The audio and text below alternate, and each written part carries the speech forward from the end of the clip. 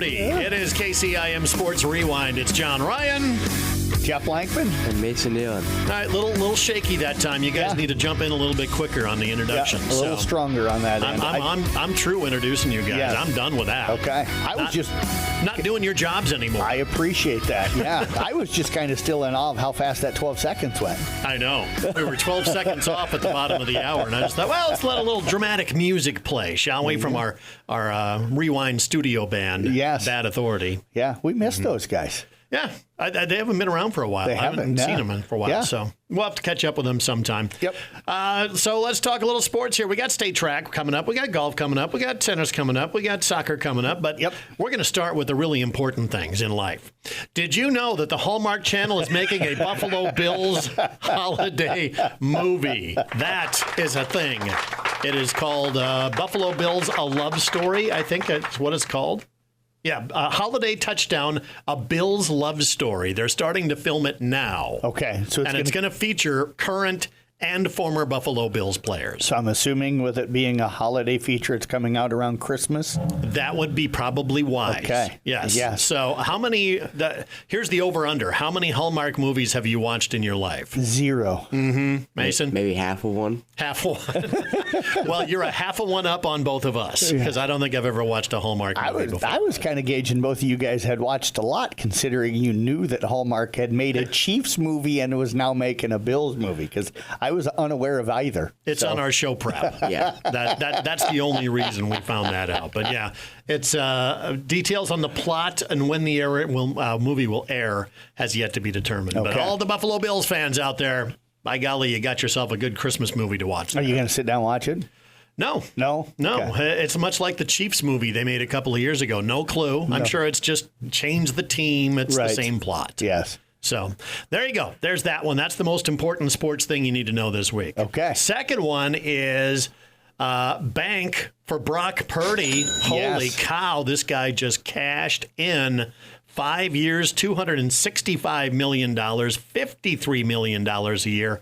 Just a little raise from his $934,000 salary. Yeah, the interesting thing about that whole thing is I've been listening to some podcasts here lately that have been talking about how San Francisco got a bargain even with his contract with him, because they think that he could have signed for much more with the successes that he's had, considering what some of the other quarterbacks that haven't done what he's done have signed for. Yeah, and I know plenty of people that said that's kind of like a system that Purdy's just succeeding in the system there in San Francisco. But, I mean, we've seen quarterbacks step in there and not play the best. And Purdy's kind of got some skill to him in the NFL, even being Mr. Irrelevant. But I think for $250 million, that's a lot of money for a guy that came out of Ames, Iowa, and as the last pick in the draft. You know what? I nothing against Brock Purdy. I think he's a good pro quarterback. Right. Doesn't have the greatest of arm, but, man, Joe Montana never had the greatest of arms. And some of the best quarterbacks ever never had. Tom Brady never had the greatest of arms, but they were accurate. They knew what to do with the football. But this contract will be an albatross for the 49ers to try to build a championship run, because he just can't commit $50-60 million to one player and expect to be able to fill a roster. I agree. I think you find the that Vikings found that out the hard way. I think you see that in a lot of different sports. The NBA runs into that when you sign all these guys to max contracts.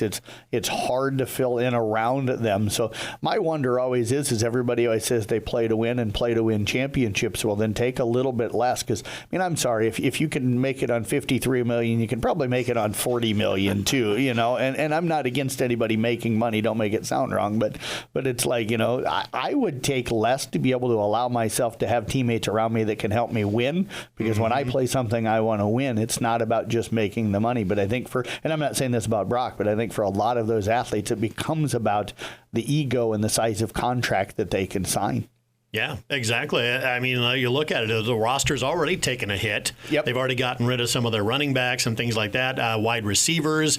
The defense has taken a hit because of all that, and it's not directly related to Brock Purdy's contract, but you can't continue to have these veterans making tons of money or top-end salaries and fill out the whole rest of it. I mean, you need younger players. Yep.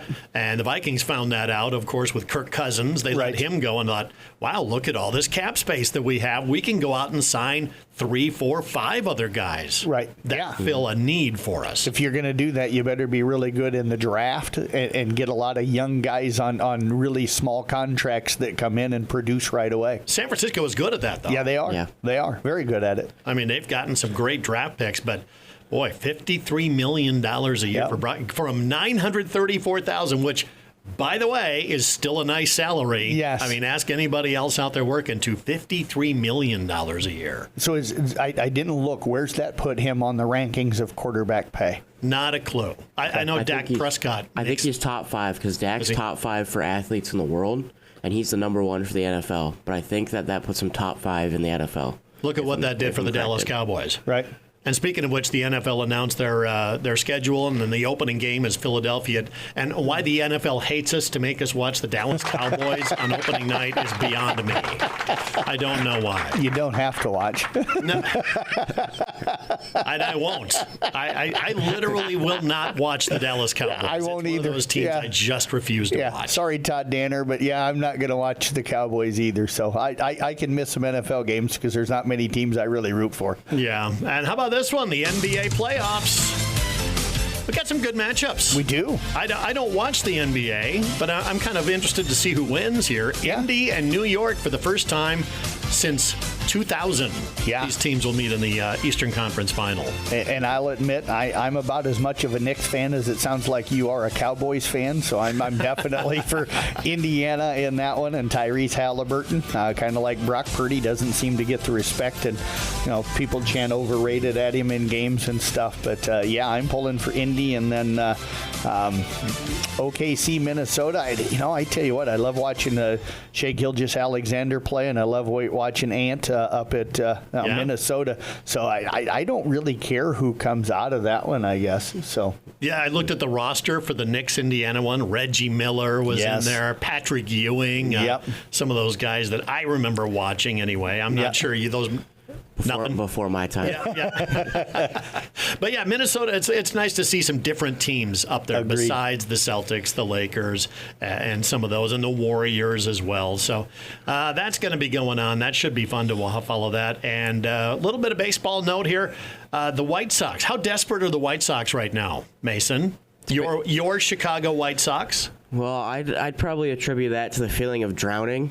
Is that you just kind of flail your arms and hope that you get to the surface? Yeah, they are 14-34 right now, 17 games back, and they recently announced their big addition to their stadium is a tribute to the Pope, who was a White Sox fan. Yeah. They're going to put one by the section where he was when they played the Astros and won the World Series all those years ago. So that's desperation by the marketing team to find something to draw in some fans, I think. Yeah, the only franchise probably more desperate and flailing more in the water is probably Colorado. Yeah, they've got, 8 wins on the year? Yeah, worst start in the history right now, right? Worse than what the White Sox were a year ago? Yeah, they're over 20 games back already in that division. Which leads us to our trivia question. Okay. Who is, the top power ranked teams are the Dodgers, Mets, Tigers, who have just been phenomenal this year. They don't lose. Their young pitching, isn't that what it is? Their young pitching has really come on strong this year? They are really, really good, and in pitching and all of that. The Twins won 13 in a row and could barely make up any ground on the Tigers. It was killing me. So they're third. Yankees and Padres round out the top 5. Give me the 5 worst ranked power ranked teams. Well, Colorado and the White Sox. Baltimore. That is correct. Baltimore, they just fired their... Nope, but not Baltimore. They are ranked 24th. Okay, they had just fired their manager. Okay. Miami? The Miami Marlins. Okay, goes Colorado Rockies, Miami Marlins at 29. The aforementioned Chicago White Sox at 28. We still need 2 more. Number 27, National League team. Both of them are National League teams.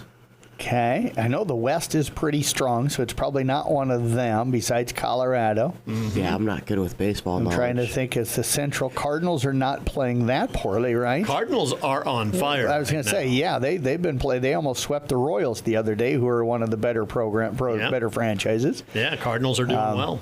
My Reds aren't in the basement, are they? Nope, the Cincinnati Reds are not. That's what I thought. I'm just trying to think of National League. National League San East? Francisco and East. No, San Francisco is a number 8 ranked team. Okay. East. Philadelphia? East. Not the Philadelphia Phillies. They're number 7. Okay. So they're in the top 10. Nationals? The Nationals is one of them. That is one of them. They are 26th. And finally, a National League Central division. Okay.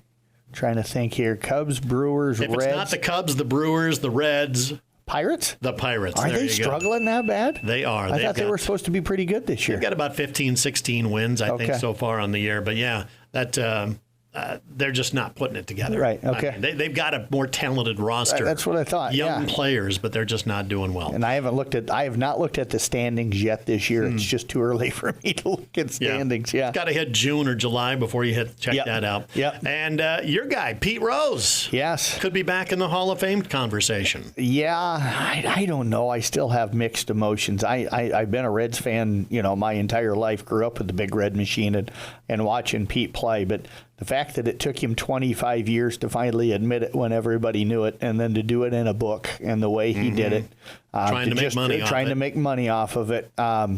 Is he one of the greatest players and maybe one of the greatest hitters of all time? And I love the Charlie Hustle and all of that. As a player, he should be in. He was a great manager when he was with the Reds. They finished in at least second place in the division every year that he managed the Reds. So when you look at those things, but then you look at, he bet on baseball and just the way he acted for those 25 years, I still, for some reason, as much of a fan of I am as a player, I hold that against him a little bit. And so, now that he's eligible, I'm probably okay with him going in, but I just don't know how to feel, to be honest. I don't know how to feel. I think it's a reasonable decision by the commissioner Right. to say it was a lifetime ban. Guess what? Their lifetimes are over with. He's Right. gone. Yes, if he just had a little bit of contrition, he would be in the Hall of Fame Yes. right now. But does this open the door for Roger Clemens, Barry Bonds, the Right. steroid users? They're not banned for life. Right. How long do they have to wait before they're considered one of the best in the Hall of Fame? Because they were. They were. Even before the steroids. Barry Bonds was the best player in his generation, even before the steroids. Before Roger, his head grew. Yes, Roger Clemens was one of the elite pitchers, probably of all time, before the steroids. And there's a lot of other people that are already in it for doing just as bad of things, and probably that had been on steroids that just didn't get busted. So Mark McGwire, Sammy Sosa. yes, so there's a part of me that in a way I understand why they're not in, but I feel like those guys deserve in. The whole gambling thing, kind of hits a little harder. Gambling on the game of baseball while you're managing the game, kind of. The steroids, Yes. you could almost make the argument that says, I'm trying to be the best I can at this game. Right. And this is a way to do that, to improve my body, to be able to be better. Right. But do they deserve to be in the Hall of Fame? Do you think, how long should that last for those type players? I hope it's not until they pass away, because I do think, like I said, a little bit ago, So steroids would be a lifetime ban for you? No, steroids wouldn't be. I think Barry Bonds and I think Barry Bonds and Roger Clemens, to me, were Hall of Famers before steroids, before they got on steroids. I question whether McGwire was a great home run hitter, but I didn't think he was one of the elite players. Same with Sammy Sosa. Until he started hitting home runs, he was kind of a marginal player. So I question whether those guys deserve to be in. But as far as Roger Clemens and Barry Bonds, just personally, I feel they deserve in. Yeah. What do you think? I think Mark McGwire was on steroids the whole time. Right. I mean, he Him was and in that Canseco. era. Yeah. So he came up during that time. Yeah. It was not illegal. Right. There was never a law against it. So that's where my rub is that Right. he never did anything, quote unquote, illegal. Right. But yeah, is it probably fair? No. But Right. No, I think the question you asked is like when you talk about Barry Bonds is that you kind of have to look at if they didn't, it's kind of a hypothetical, which is going to be hard, but if they didn't use it, would they still be a Hall of Fame quality player? And so like a couple of the guys like Barry Bonds and Roger Clemens, I never got to see them play, but like I've heard stories and stuff like that and how phenomenal they were at the game.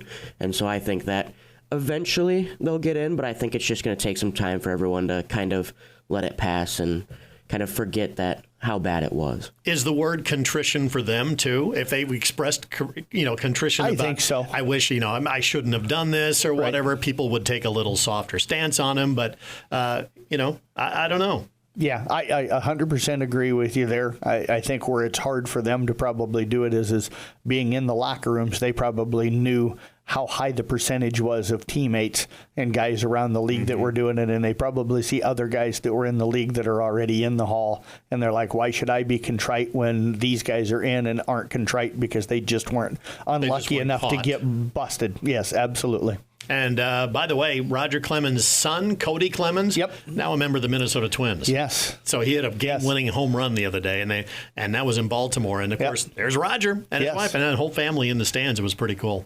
So we're going to take a little break here. We're going to come back, talk about state track and things like that. I mean, once you talk about a Bill's Christmas movie, I think the show should have ended right there. But we're going to continue on. We'll soldier on here next on KCIM Sports Rewind. As the athletes at your house prepare for hard work and fun of the season, remember that St. Anthony Rehab Services provides physical therapy for any sports injury that may sideline your member of the team. Sports injuries can plague kids of all ages and keep them from playing the sport they love. Athletes will be under the direct supervision of a certified and licensed healthcare professional in the newly renovated sports performance facility. If an injury is keeping your athlete out of the game, call St. Anthony Rehabilitation Services at 794-5000 for sports injury and treatment rehab. KCIM Sports Rewind, and get ready for some sleepless nights, Mason Nealand, because you are going to be with Jeff Blankman in a hotel room while you cover state track. And Jeff's going to be doing sports at like 2 o'clock in the morning while everybody's snoring in the background. Well, we're hoping this year we've got a little different setup for where we're staying. So hopefully the snorers, I can close the door and get away from, the guys that normally I always love it. I'll admit, I always love it when I'm at state wrestling or at state track and I get that text. Did I hear somebody snoring in the background of your sports report? Yes, you did. Yeah, because you're literally recording it at like 2, 3 o'clock in the morning. Yep, and everybody else is sleeping at that time. Luckily for them, but I've kind of warned Mason. I even got him out. He started to run and to do walks to get in shape to be able to handle everything that goes on down at the state track. Yeah. So. Nice. I was told that it's going to be 14-hour days on your feet and running around to the discus and the shot and all these different things. So I'm like, I'd rather not get punched in the face with a 14-hour day on a Thursday at 7 in the morning. So I'm like, I'm just going to get a little mentally prepared. There you go. That's the part. You are wise beyond your years. That's the part I'm the most waiting to see is I don't know if he's been up at 7 o'clock in the morning in his lifetime, so it'll be interesting to see. Probably since when I played basketball in sophomore year and we had like 6 in the morning practices. Yeah, you'll be up at 6 so that we can be at the facility by 7. So So let's talk about state track. Big contingent going down, small. What do we got? I would say medium-sized, slightly larger than last year. I think last year was 67 kids. This year, 73 different kids. 51 events total. Wow, that's impressive. That's a pretty good year. I can quickly run you through just the numbers that each team is taking down. Audubon's got 3 events total with 7 kids. Carroll has 7 events with 9 kids, so a lot of individual events. Is that a little disappointing? I wanted to get more down. I think they've been so good in track. They have been. The boys have slipped the last few years, so they've got some rebuilding to do. And I think Coach Rowetter knows that they got just the one event for the boys. So 6 of those events are girls events, and I think the girls will be pretty talented for a few years. Coon Rapids Bears kind of a mix. They've got a little bit more relays than they have individuals, but they have 12 events total, 12 kids total, and they have 8 events heading down to the state meet, actually 9 events. Esac County has 4 events that are going to be going down, and that'll cover 6 different kids. Glidden Ralston just has the one, and Jonathan Bergmeyer. ICAM Manning's kind of the interesting one. They've got 20 different kids going down, and they got 6 boys and 6 girls events.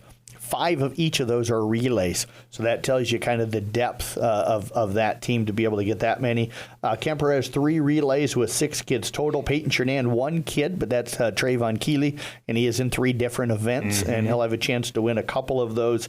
And then South Central Calhoun is taking 7 kids down, and a total of 1, 2, 3, 4, 5, 6, 7, 8, 9, 10, 11 events. So a lot of kids in multiple events for South Central Calhoun, and almost all of those events are individuals. They did not have one relay qualify for the state meet, so South Central Calhoun taking a lot of individuals down. So, and as far as some of the favorite events, of course, you're going to be covering those, Mason, because it's a field events. Probably with the 2 guys that made it from Drake. Yeah, I mean, I'm going to be running around with the camera and kind of putting that in kids' faces to throw out a highlight video for them. But I was really nervous when I got done with the Ogden meet on how many kids were going to actually qualify, because I didn't crunch the numbers when I was driving home or when I got home about the at-large bids.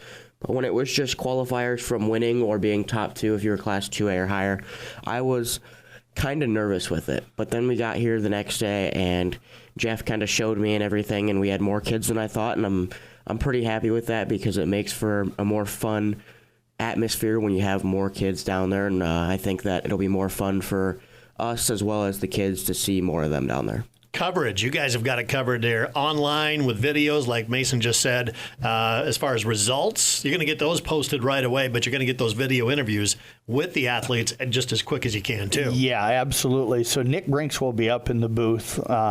He'll be updating a page each day on our website pretty much immediately. So as soon as the event is over, he'll get you the results. So all you got to do is kind of pull up that page and refresh it, and it'll be on at sports.1380kcim.com. So you'll get pretty much within seconds of an event being done, he'll have the results posted for you and updated on the website. By the way, that's faster than the Boys Association and the Girls Union. Yes, yes. So then we'll have Jeff Storyhan down there. He's going to be taking photos. I went through this on Sunday and dug out photos of all of the kids that Jeff had taken throughout the regular season. So right now there are pictures posted with the kids, but those are from the regular season. We'll get updated pictures of those kids participating down at the state meet also on that website. And then Bennett Blake and myself are going to be doing video interviews with every single one of our athletes after their event.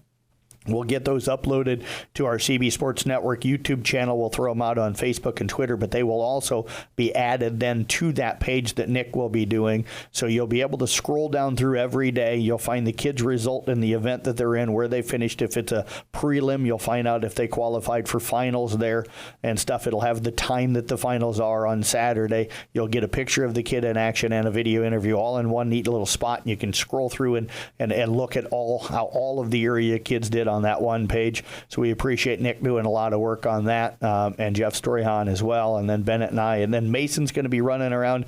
He'll be shooting short little video clips, that'll get thrown out on the CB Sports Network Instagram page as the day's going on. So you'll see different things popping up on Instagram there. So follow that Instagram page. And then at the end of the day, he'll put together a full highlight video package of all of the area kids throughout the entire day. And that'll be available again on the CB Sports Network YouTube channel, YouTube channel, Facebook, Twitter, and Instagram pages for the CB Sports Network. And then, of course, with Nick as well, he'll be doing radio updates as often as he can possibly do them on Kick 106.7. So you can flip over there to hear the audio updates of how the kids are doing. And if you miss those, he'll actually podcast those back onto a page on the website so you can go back and listen to those updates as well. So pretty much every way imaginable of having the kids covered down there, we're going to get that done. Complete track immersion is what you can go. You can go down the rabbit hole on track all you want. Yes. So if you're a track lover, pull up the page and follow the Instagram, and I think you're going to be really excited and happy with everything that we've got going on. So when does everything get going? I mean, it's a Thursday morning, but when do they start each day? Thursday morning. Every day will be at 9 o'clock, and we have events at 9 o'clock all 3 of those days. I think it's 3 events we have. I think we have the discus for the 3A girls and the Carroll girls. I think we have shot put for the 1A girls, and then we have the shuttle hurdle for the ESAC girls. Yep. So at 9 o'clock, I'll just run through Thursday real quick. ESAC girls shuttle hurdle, as Mason just said, Tristan Gordon of South Central Calhoun and Olivia Rowetter of Carroll. Gordon will be in the shot put, while Rowetter will be in the discus. And then at 9:40, Iris Melody of South Central Calhoun will be in the 3,000 meters. So that's Thursday. And then Friday, again, we start with a lot of field events. I just got to find Friday. Saturday, I know we have the shuttle hurdle, because it's always, or not the shuttle hurdle, the sprint and medley. Sprint and medley always starts Saturday morning at 9 o'clock. So I know we have that coming up. Friday morning at 9 o'clock, we'll have Olivia Rowetter of Carroll in the shot put, along with Emma Kuhlman of Carroll. We'll have Miranda Gertis of Esac County in the discus, along with Tristan Gordon of South Central Calhoun in the discus. And then also at 9 o'clock, we'll have Andrew Anderson of South Central Calhoun in the high jump. So we'll have 5 events Friday morning, all getting underway at 9 o'clock in the morning. So, and the craziness is about to happen. So, yes. Again, join us online. Get the Sports mobile app, CB Sports Network in your app store is how you find that. It's totally free, by the way. Yes. Let's talk Kemper boys golf. They qualify for state golf. Yeah, impressive. Yesterday, as you know, the weather wasn't great, so conditions as nice of a course. Great. Yes, as nice as the National was, and the course was fine. Just the wind, the rain that was off and on, the mist that was off and on. How wet the course gets because of that. Had to make conditions just miserable. It was, and a lot of kids struggled mentally with it, and stuff, because they're not used to having some tough shots and shots that don't go where they want them to, and they struggled. So you saw the scores. Well, that's my whole game. The shots that go where I don't want them to go. Yeah, but they battled through, and Kemper shot really, really, really well. They advanced on yesterday, and they won both the sectional last Wednesday up at Sac City. South Central had finished second there. Titans golfed well yesterday too. I felt for them; they missed advancing by just 2 strokes, so they finished up in 4th place and 2 strokes out of 3rd place. So they shot well, but Kemper kind of did what I think a lot of people anticipated them doing.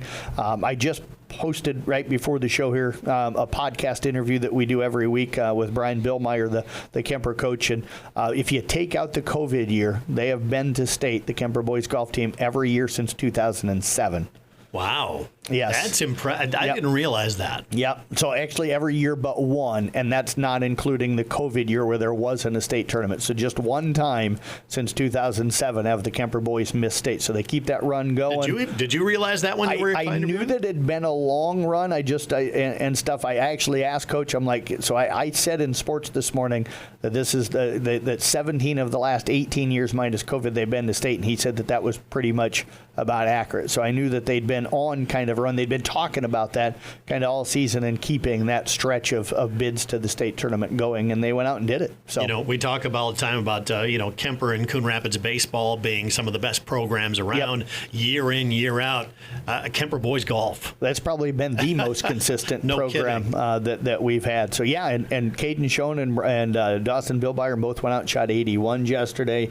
Braxton Vanami's been kind of their horse all year long and kind of the leader, even though they're really good up top. Braxton's kind of been the guy for them all year. So I give them a legit chance. And, one of the things I asked Coach Billmeyer this morning was, his thoughts on, who's going to contend down there. And, they're going to be seated about 9th. There's some really good teams out east in Grundy Center and Pella Christian that he talked about. But he made a comment about, 4 strokes. We're about 4 strokes back if you look at the averages. So, there's not a kid on that team that can't cut 4 strokes off. So if each of them kind of play about 4 strokes better than what they have, this year, which is possible, they've got a really good chance, I think, to be in the hunt. Yeah, when you're talking golf, there's not a lot of difference between a lot of those teams that are going to be there. And Mason's kind of our expert on Kemper boys golf a little bit. I wouldn't say expert, but when I watch them, they're impressive. I mean, they know where to put the ball. They know how to play their game, and I think they just keep their composure really well, which is something that I think is probably the most important thing of golf is the mental aspect. But I mean, like you said, they've set the standard for what good golf looks like with 17 out of the last 18 years without being the COVID year, going to the state meet and competing down there. But yeah, I mean, 4 strokes for all of them. I mean, there's days where one of those guys could catch fire and they could shoot phenomenal out there at the state meet. I mean, if the conditions are well and the day is right, I think that they have a chance. Yeah, think about that. One guy gets hot, or maybe one guy from another team has a terrible day. Right. You're talking a world of difference when it comes to golf. Absolutely. Now, tennis is underway this morning, 9 o'clock. Kemper and Harlan are playing right now. We should get some results, hopefully by noon. Yeah, we'll see, because if they win, they'll play again at 1 o'clock. So more than likely what will happen is they'll probably send us the results from both matches after they're both over. So it'd be later on this afternoon. A lot of times, as soon as they're done with the first match, they jump straight in without any kind of a break in between. So it's hard for Coach Wintermo to send me the text with all the typed up details and everything. So, but yeah, they should beat Harlan. They're 2-0 against them this year, and didn't really struggle with them either time. Heelan's probably the favorite based off of record to come out of the other side of that, but Lamar's knocked them off 6-3 earlier this year. So Lamar's going to go into that one with confidence. But if Kemper wins, they get the winner of that Heelan-Lamar's matchup at 1 o'clock this afternoon. So a good thing they put in turf over there at the stadium, because it's going to be busy today. Soccer, both Kemper and Carroll in boys soccer playoffs. Yes, Kemper opens up against Loma, and a team they should probably handle pretty well. That'll be at 5:30 following that game. Carroll will play Sheldon in the opening round, and that one's scheduled for about a 7:30 start. ESAC travels down to Harlan tonight as well. And speaking of ESAC, last night the girls won their opening round matchup as they advance in the postseason to Wednesday, where they'll go play Heelan. Last night they knocked off Westview 2-1. Congrats to them on the win. Addison Ehler kicked one in from about 40 yards, which in soccer is a really long shot. She kicked one in from about 40 yards with just over 13 minutes remaining, and that ended up being the difference in the game. So.